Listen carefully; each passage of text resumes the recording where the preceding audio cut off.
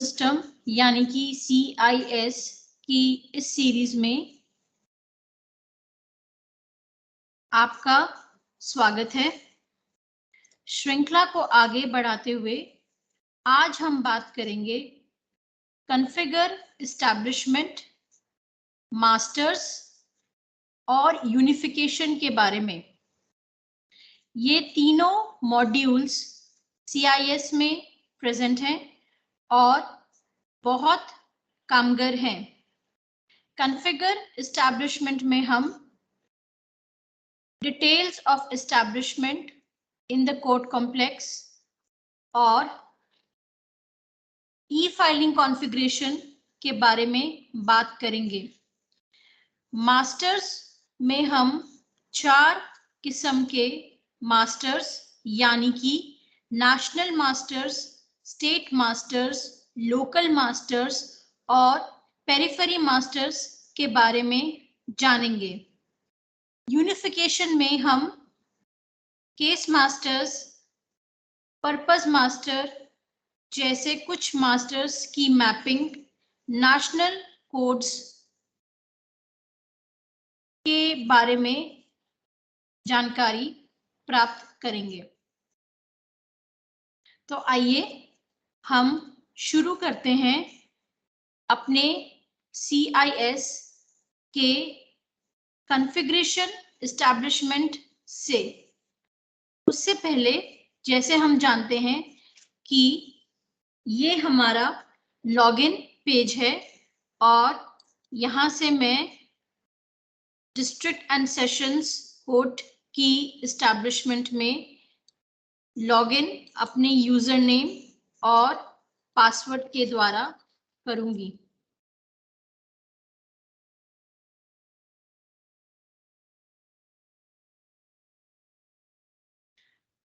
आप अपने left hand side पर देखेंगे कि ये लेसर देन के 2 एरो हैं जिसे हम न्यू मेन्यू भी कहते हैं।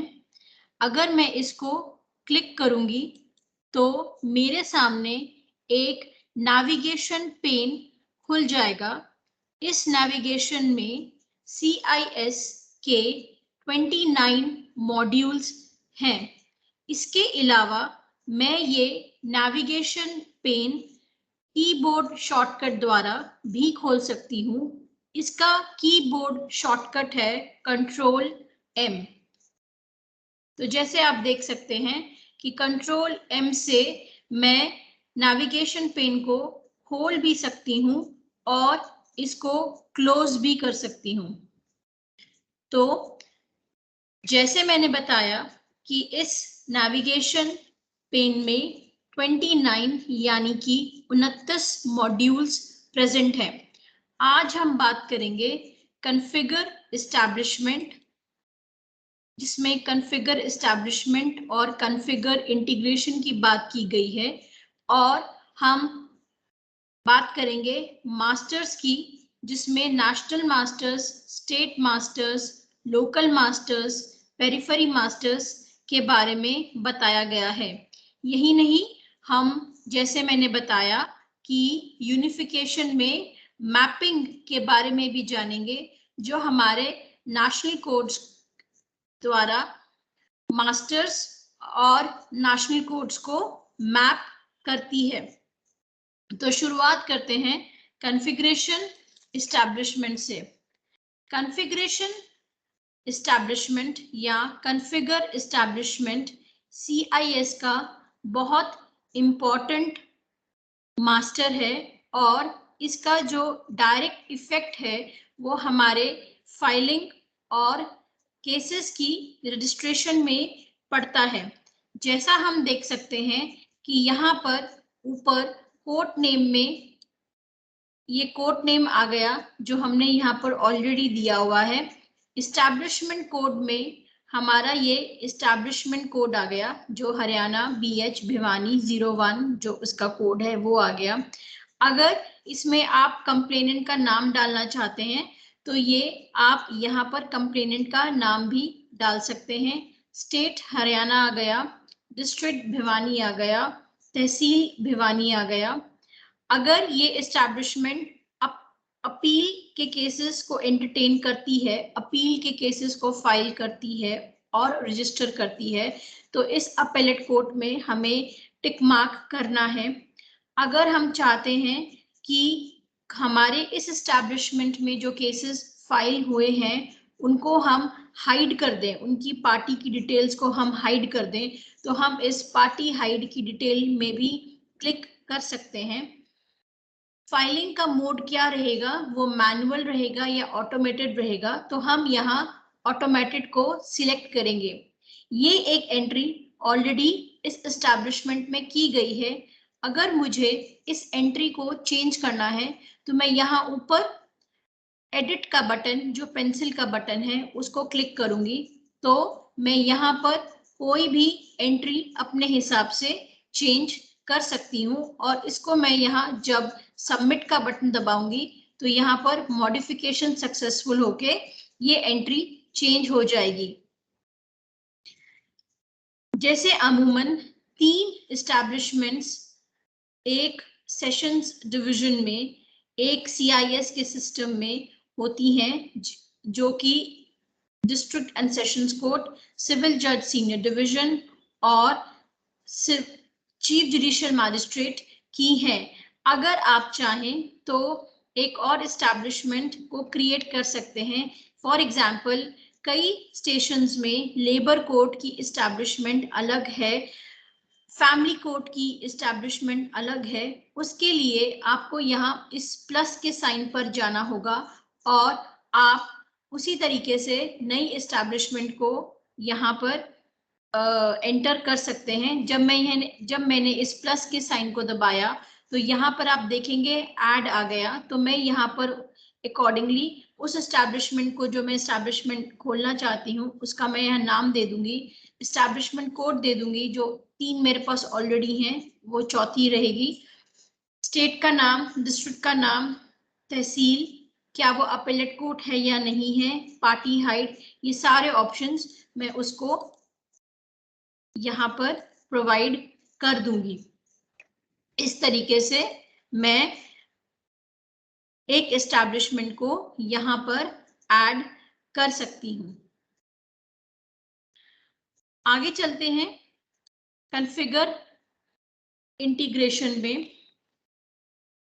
केस इंफॉर्मेशन सिस्टम 3.2 में हम काफी ऐसे टेक्नोलॉजिकल एडवांसेस देखेंगे जो नए तरीके से इसमें इंटीग्रेट किए गए हैं।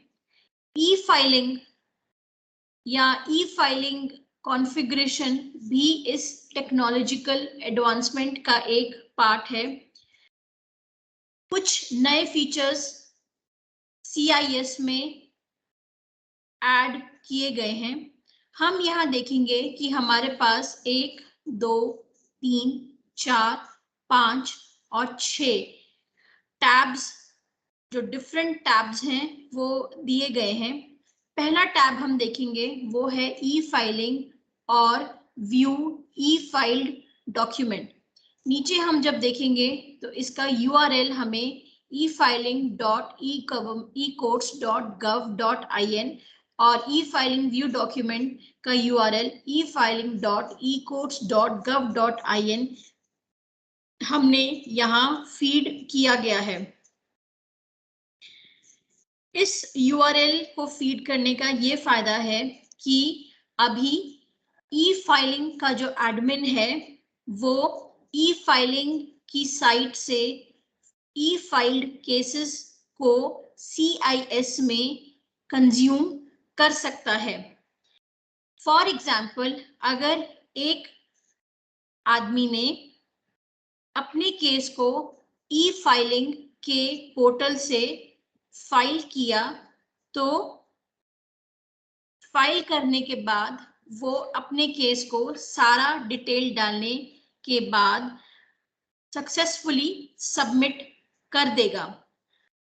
अब जब उस आदमी ने, लिटिगेंट ने अपने केस को सक्सेसफुली ई फाइल कर दिया, तो ई फाइलिंग एडमिन जो है वो उस रिक्वेस्ट को, जो उसने ई फाइल केस किया है, उसको ऑनलाइन प्रोसेस करेगा। वो जो ई फाइल्ड केस है वो ऑटोमेटिकली CIS में कंज्यूम नहीं होगा, ऑटोमेटिकली उसका जो डेटा है वो CIS में एक्सेप्ट नहीं होगा। पहले वो डेटा स्क्रूटनाइज्ड होगा और वेरिफिकेशन होने के बाद ही वो डेटा CIS में एक्सेप्ट होगा। ऐसा हो सकता है कि हमें filing number, registration number, objections, date of scrutiny, ये सब इंफॉर्मेशन लिटिगेंट से, जिसने केस को ई फाइल किया है, उससे हमने ये इंफॉर्मेशन कम्युनिकेट करनी है। इस इंफॉर्मेशन को कम्युनिकेट करने के लिए एक पर्टिकुलर इंटरफेस बनाया गया है, जिससे जो ई फाइल एडमिन है वो लॉयर से या लिटिगेंट से ई फाइलिंग पोर्टल द्वारा इंफॉर्मेशन को कम्युनिकेट कर पाए। इस इंफॉर्मेशन को कम्युनिकेट करने के लिए हमें ई फाइलिंग पोर्टल और हमारे CIS में जो ई फाइलिंग की सुविधा है उनको इंटीग्रेट करना है। उस इंटीग्रेशन के लिए हमें ये URL हमने यहाँ पर डाला है। आगे चलते हैं तो हम यहाँ बात करेंगे अपेलेट फाइलिंग की। केस इंफॉर्मेशन सिस्टम के जरिए अब ये पॉसिबल है कि हम नीचे से ऊपर की कोर्ट को इंटीग्रेट कर पाए, यानी कि लोअर जुडिशरी और हायर जुडिशरी को हम CIS में इंटीग्रेट कर पाए। इसका ये भी मतलब है कि अब हम नीचे की कोर्ट का जो डेटा है, जो सिविल जज सीनियर डिवीजन की एस्टैब्लिशमेंट या चीफ जुडिशियल मैजिस्ट्रेट की एस्टैब्लिशमेंट का डेटा है, वो DCIS district and sessions court की एस्टैब्लिशमेंट में हम कंज्यूम कर पाए। इस फीचर को हमने अपेलेट कोर्ट, अपेलेट फाइलिंग का नाम दिया है। इसके लिए हमने यहाँ पर अपेलेट कोर्ट का जो URL है वो यहाँ डाला है। इससे हमें नीचे की एस्टैब्लिशमेंट्स के डेटा को एक्सट्रैक्ट करके ऊपर फेच करने की जो सुविधा प्राप्त दी गई है, जिसकी वजह से अपेलेट कोर्ट दोबारा डेटा को फीड ना करते हुए सारी की सारी इंफॉर्मेशन, क्योंकि ये इंटीग्रेट हो चुका है, प्राप्त कर सकती है। आगे चलते हैं तो ये PDE यानी कि पब्लिक डेटा एंट्री का फीचर दिया गया है। ऐसा हो सकता है कि फ्यूचर में लिटिगेंट्स को डेटा फीड करने की सुविधा दी जाए, जिससे जो डेटा है वो एक्यूरेटली CIS में आ सके। ये एक बहुत ही प्रोग्रेसिव फीचर है, जिससे हम पब्लिक डेटा इंटरफेस से डेटा को कंज्यूम कर सकते हैं और इसीलिए एक पब्लिक डेटा एंट्री का फीचर इस कॉन्फ़िगर इंटीग्रेशन में दिया गया है। आगे चलते हैं तो इस कॉन्फ़िगर इंटीग्रेशन में वर्चुअल कोर्ट्स की सुविधा भी हमें दी गई है। ये एक इंटरफेस है जिसमें कोई भी लिटिगेंट अपने घर में या दूर दराज में बैठकर भी अपने कोर्ट की वर्चुअल कोर्ट, अपने केस की वर्चुअल कोर्ट द्वारा सुनवाई कर सकता है। अगर इस तरीके का अरेंजमेंट फ्यूचर में किया गया तो ये एक रेडी टू यूज फीचर है। जैसे कि हम देख सकते हैं या हम जानते हैं कि कोविड के दौरान वर्चुअल कोर्ट्स का काफी बोलबाला रहा। इसी वर्चुअल कोर्ट की यूटिलिटी को समझते हुए हमने वर्चुअल कोर्ट की कॉन्फ़िगरेशन भी CIS में दी गई है। आगे चलते हैं तो यहाँ पर हम बात करेंगे ICJS का।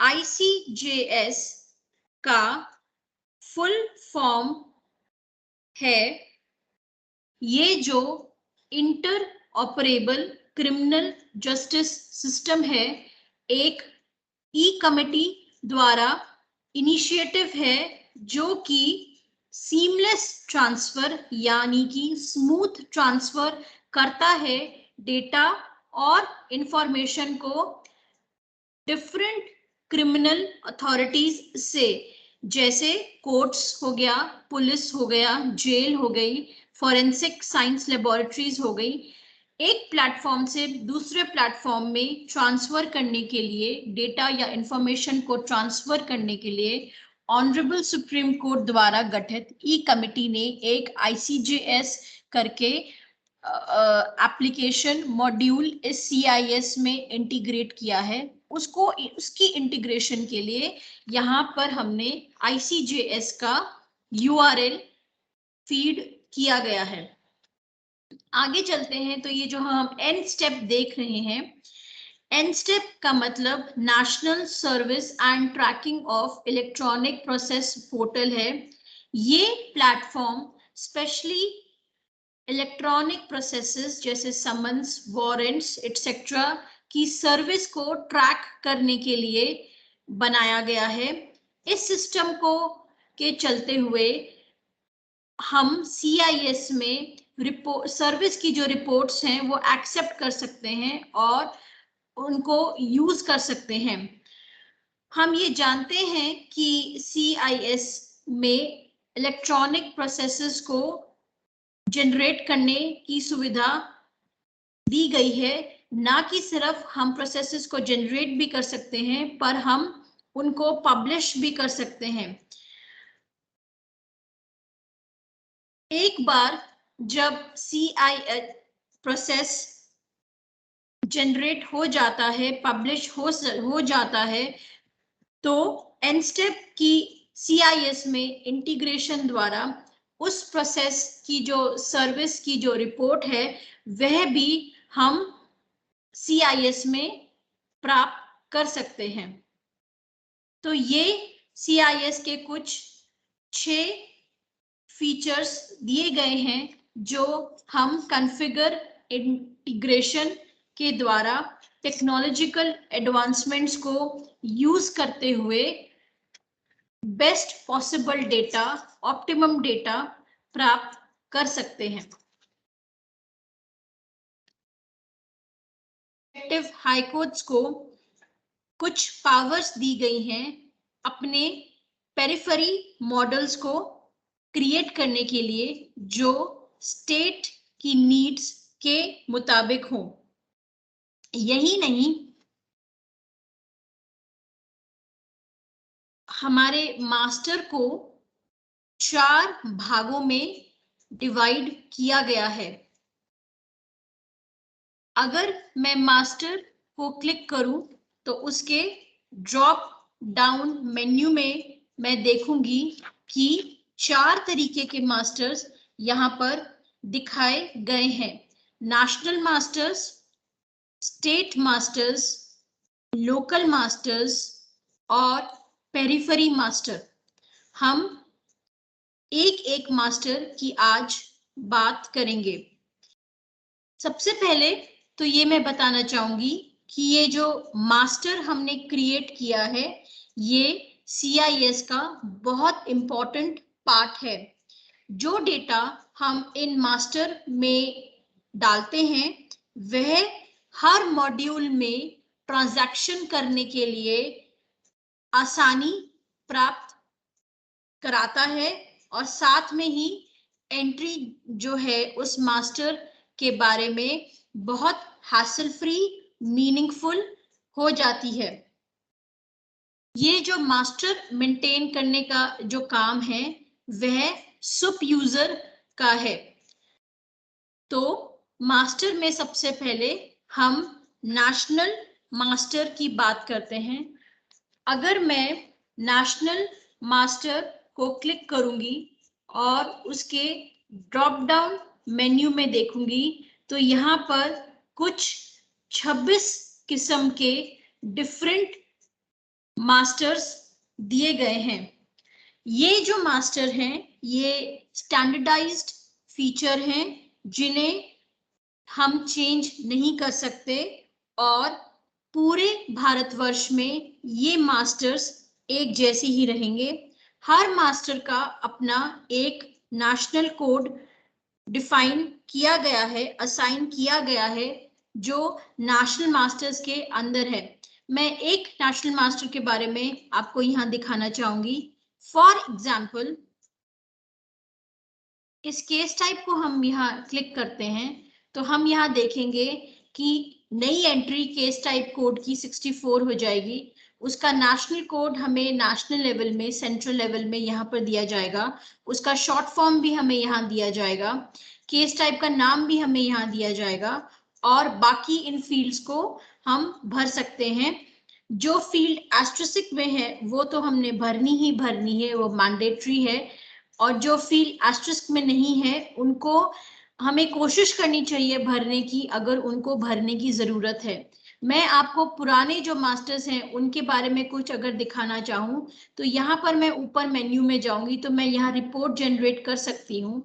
तो इस रिपोर्ट में आप देखेंगे कि नेशनल लेवल पे ऑलरेडी ये मास्टर्स, केस टाइप मास्टर्स यहाँ पर भरे हुए हैं। जैसे कि केस टाइप कोड यहाँ पर दिया गया है, केस टाइप नेम यहाँ पर दिया है, शॉर्ट फॉर्म भी दिया है, सिविल है या क्रिमिनल है, उनका रजिस्ट्रेशन का नंबर या साल, नेशनल कोड्स क्या है और नेशनल केस टाइप क्या है। ऐसे करके हमारे पास ये कुछ यहाँ पर हम एंट्रीज देखेंगे तो हमें कुछ 70 एंट्रीज हमें मिल जाएंगी 1 से लेके 7 तक। हम इस रिपोर्ट को पीडीएफ के थ्रू या एक्सेल या सीएसवी के थ्रू भी जनरेट करके, डाउनलोड करके सेव कर सकते हैं। अगर हमें किसी मास्टर को डिलीट करना है तो इस ऊपर डिलीट के साइन को, ये जो रिसाइकल बिन, जो बिन का साइन है और क्रॉस रेड में लिया हुआ है, उसको हम क्लिक करके किसी भी मास्टर को यहाँ से डिलीट कर सकते हैं। अगर हमें किसी मास्टर को एडिट करना है तो इस एडिट के ऑप्शन में जाके किसी भी मास्टर को सिलेक्ट करके उसकी डिटेल्स को एडिट कर सकते हैं। अगर हमें कोई नया मास्टर ऐड करना है तो इस प्लस साइन पर जाके हम किसी भी मास्टर को हम ऐड कर सकते हैं। पर जैसे कि मैंने आपको बताया कि ये जो मास्टर, नेशनल मास्टर में ये जो 26 एंट्रीज हैं ये सेंट्रलाइज्ड एंट्रीज हैं, ये ऑलरेडी एंट्रीज प्रोवाइड की गई हैं जिसको हम चेंज नहीं कर सकते।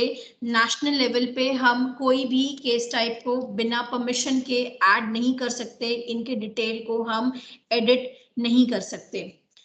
आगे चलते हैं तो हम बात करेंगे स्टेट मास्टर की।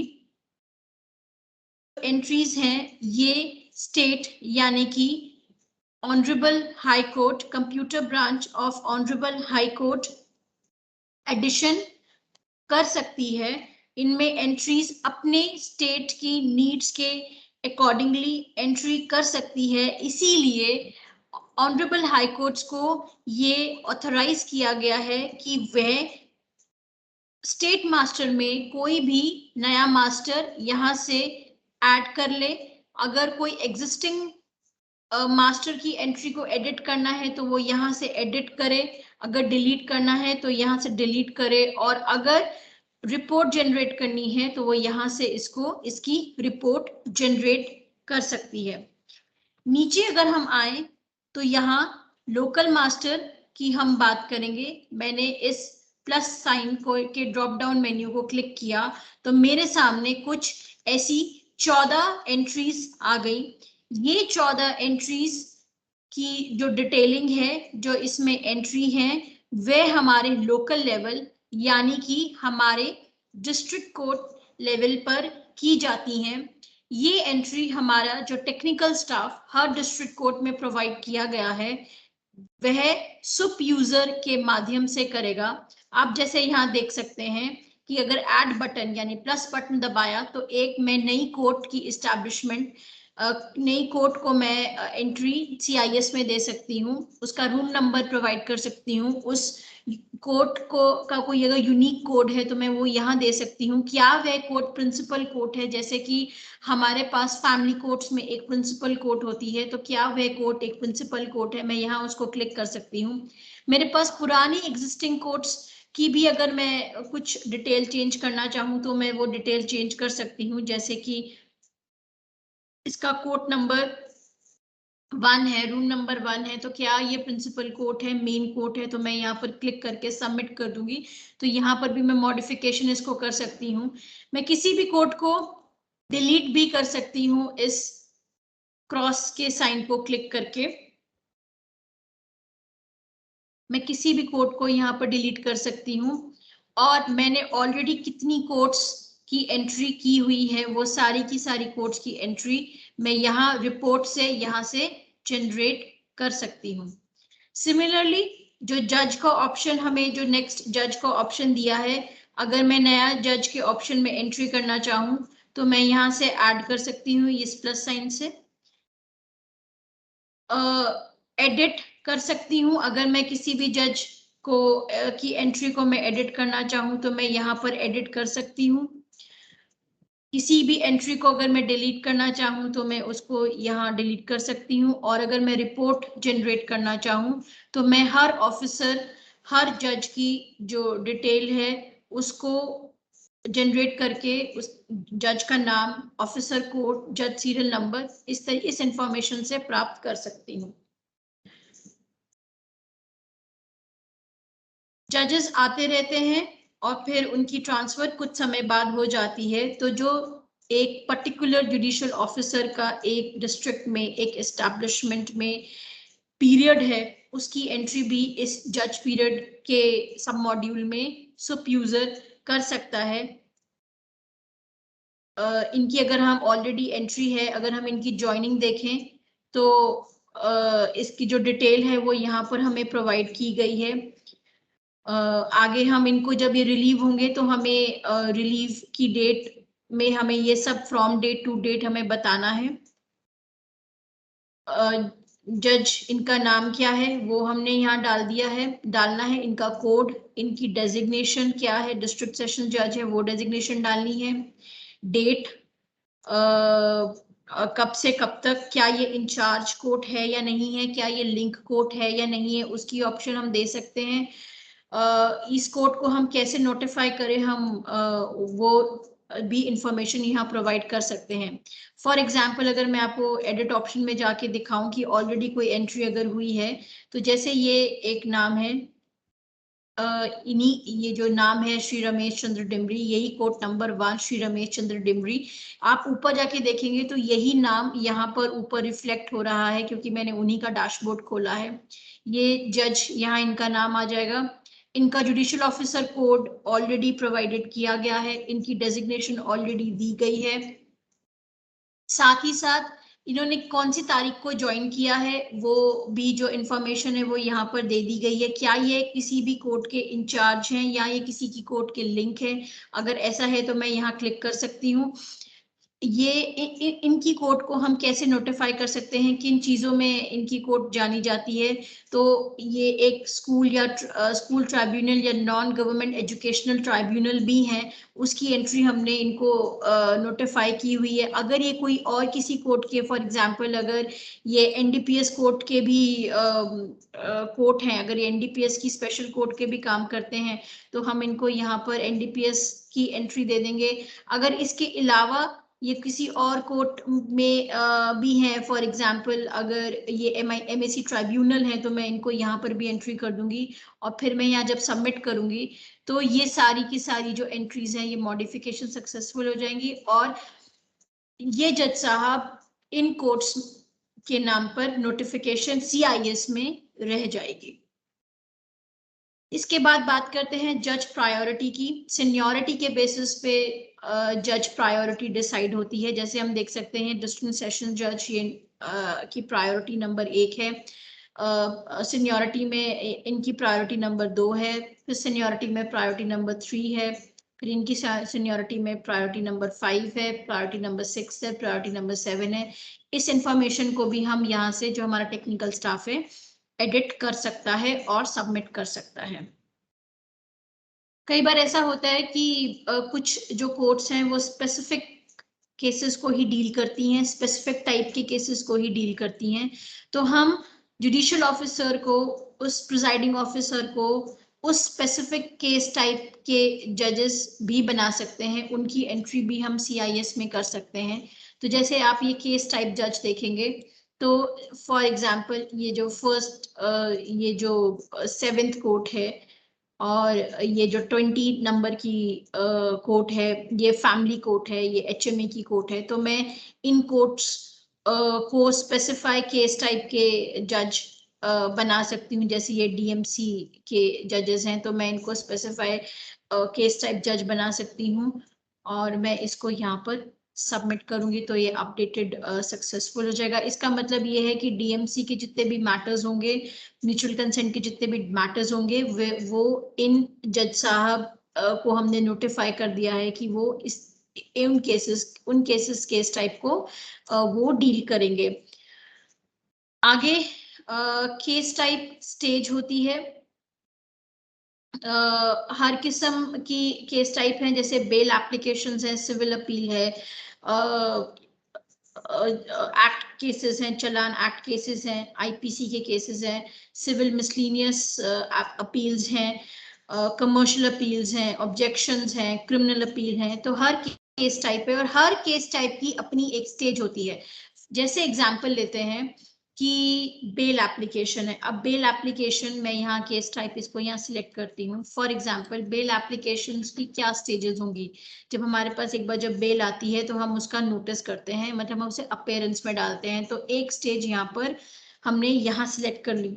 उसके बाद बेल एप्लीकेशन का रिप्लाई आता है तो उसकी हमने एक स्टेज यहाँ सिलेक्ट कर दी। फिर बेल एप्लीकेशन में आर्ग्यूमेंट होते हैं, उसकी एक स्टेज हमने यहाँ पर सिलेक्ट कर दी।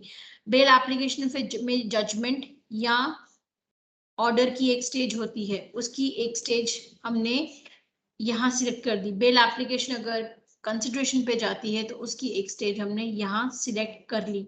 तो हर एक केस टाइप को हम stage wise bifurcate, stage wise assign कर सकते हैं, ताकि आगे जाके जब हमारा रीडर कोर्ट प्रोसीडिंग्स में उस केस टाइप में एंट्री करे, उस केस टाइप की स्टेजेस में एंट्री करे, तो उसको ये सारी 1 से लेकर 47 तक 47 नंबर तक स्टेजेस ना मिले, बल्कि सिर्फ ये जो 6 या 7 स्टेजेस जो हमने टिक की हैं वही ऑप्शंस उसको ये हम दे सकते हैं, उसको हम यही ऑप्शंस प्रोवाइड कर सकते हैं। सबऑर्डिनेट कोर्ट्स कितनी सबऑर्डिनेट कोर्ट्स हैं, उनकी इंफॉर्मेशन क्या है, वो हम इस रिपोर्ट से जनरेट कर सकते हैं। जैसे हम यहाँ देख सकते हैं कि यहाँ पर हमने 22 एंट्रीज सबऑर्डिनेट कोर्ट्स की हुई हैं, जिसमें CJSD, ACGM, CJJD जितनी भी हमारी सबऑर्डिनेट कोर्ट्स हैं उनकी एंट्री हमने यहाँ पर ऑलरेडी की गई है। ट्रायल जज कितनी कोर्ट्स जो हैं, वो कितने जजेस हैं जो ट्रायल जजेस हैं, उसकी भी इंफॉर्मेशन हमने यहाँ पर दी गई है। ये हम इंफॉर्मेशन इस प्लस मेन्यू से अगर ऐड करेंगे तो वो इंफॉर्मेशन हम यहाँ पर दे सकते हैं।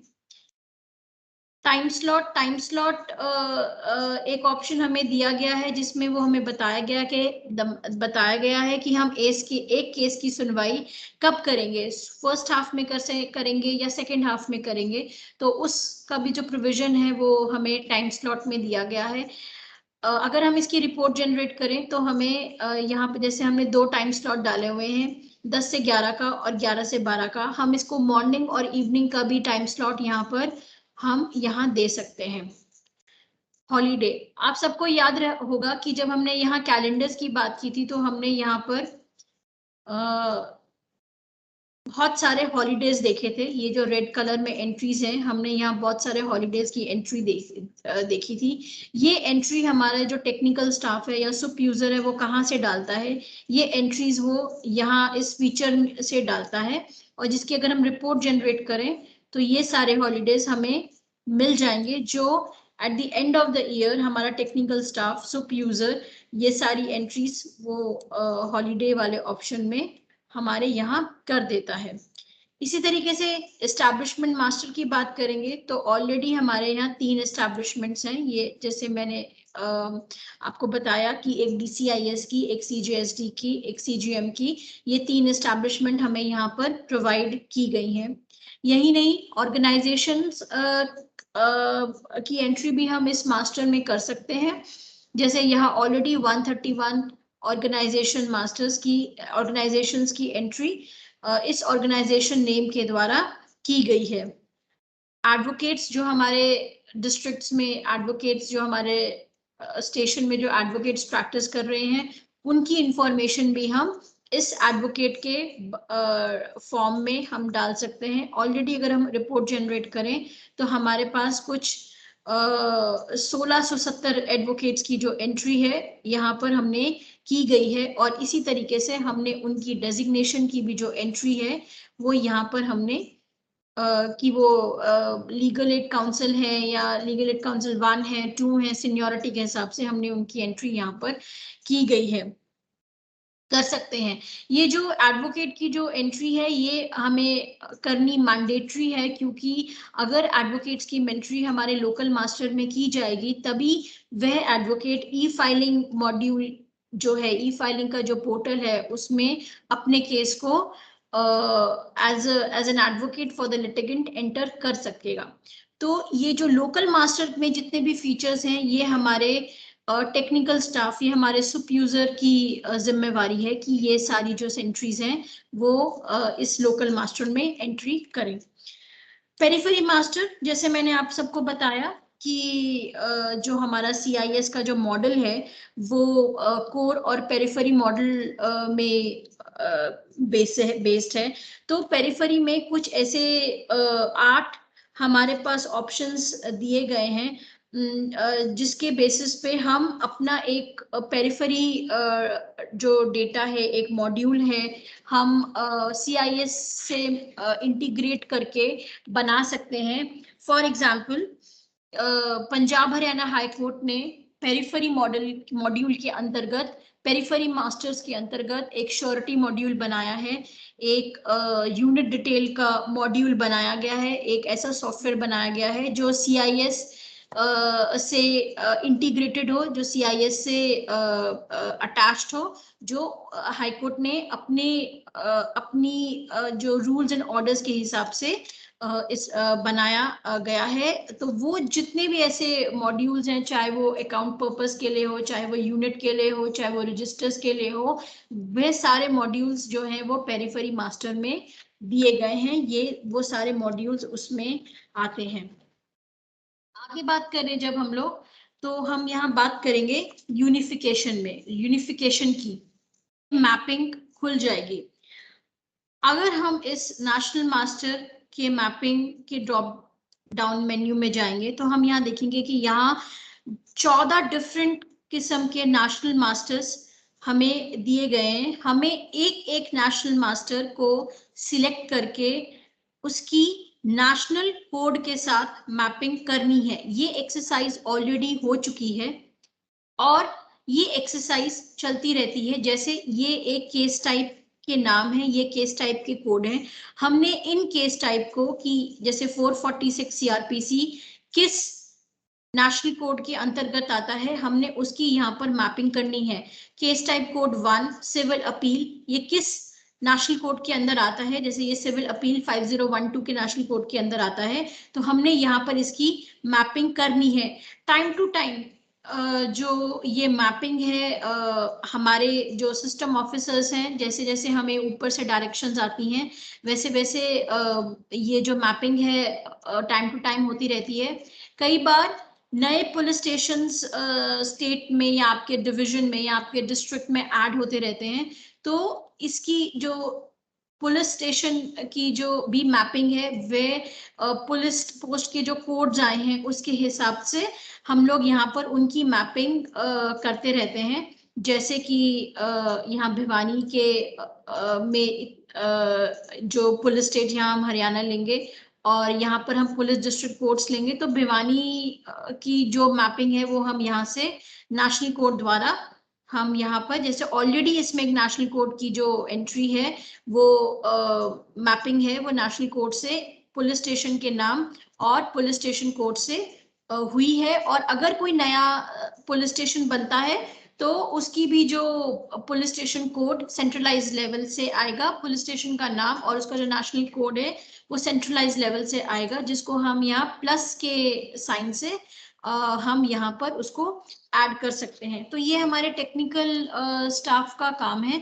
और ताकि CIS में maximum masters, maximum entries, maximum modules में जो मास्टर्स हैं उनकी एंट्री हो सके। तो आज जो हमने डिस्कस किया कॉन्फ़िगर एस्टैब्लिशमेंट के बारे में या मास्टर के बारे में या यूनिफिकेशन के बारे में, ये जो तीनों फीचर्स हैं ये ज़्यादा हमारे टेक्निकल स्टाफ जो हमारे हर डिस्ट्रिक्ट में हमें प्रोवाइड किया गया है उनके काम में आने वाली बात है। लेकिन हमें ज़रूर पता होना चाहिए कि कौन सा फीचर कहाँ पर एग्जिस्ट करता है।